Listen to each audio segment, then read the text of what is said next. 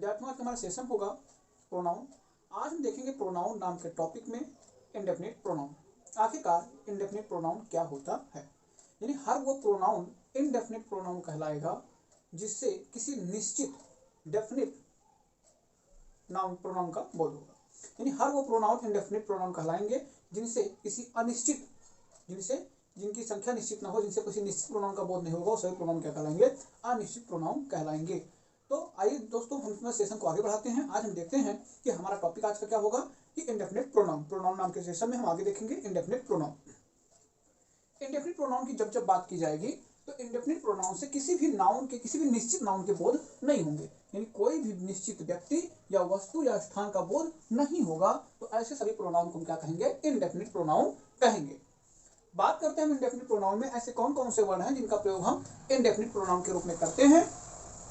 One, none, दे का प्रयोग भी इंडेफिनिट प्रोनाउन के रूप में होता है। ऑल का प्रयोग, many, few, others, some, anyone, everybody, nobody, someone, somebody, anybody, everyone, nothing, anything. इतने ऐसे वर्ड हैं जिनका प्रयोग हम इंडेफिनिट प्रोनाउन के रूप में करते हैं। कहाँ प्रयोग करते हैं? इंडेफिनिट प्रोनाउन के रूप में इनका प्रयोग किया जाता है।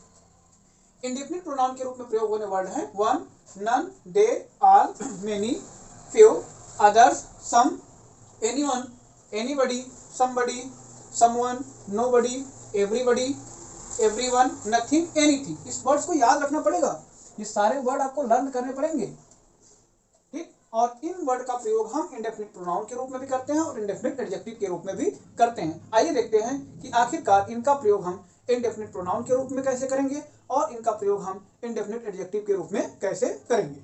तो साथियों, एग्जांपल लेते हैं। लिखा है all were killed in the battle.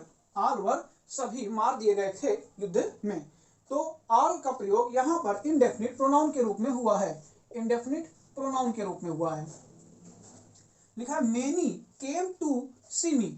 Many came to see me, यहाँ भी मेनी का प्रयोग इंडेफिनिट प्रोनाउन के रूप में हुआ है।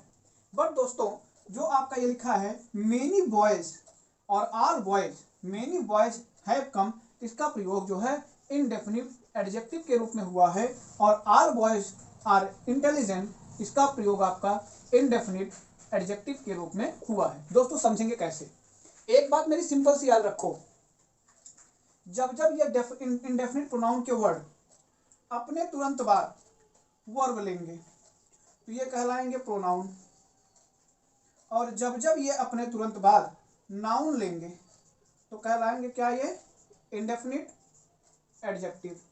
इतनी सी बात अगर आप याद रखेंगे तो आपको कोई भी दिक्कत नहीं हो सकती है। मेरी बात समझने का थोड़ा सा करिएगा प्रयास। जैसे देखो, ऑल शब्द आया, ऑल वर्ड आया है, अपने बाद क्या ले रहा है बेटा? वर्ब ले रहा है, इसका मतलब क्या कहलाएगा? इंडेफिनिट प्रोनाउन कहलाएगा। मेनी भी अपने साथ क्या ले रहा है? वर्ब ले रहा है, इसका मतलब क्या कहलाएगा? इंडेफिनिट प्रोनाउन कहलाएगा।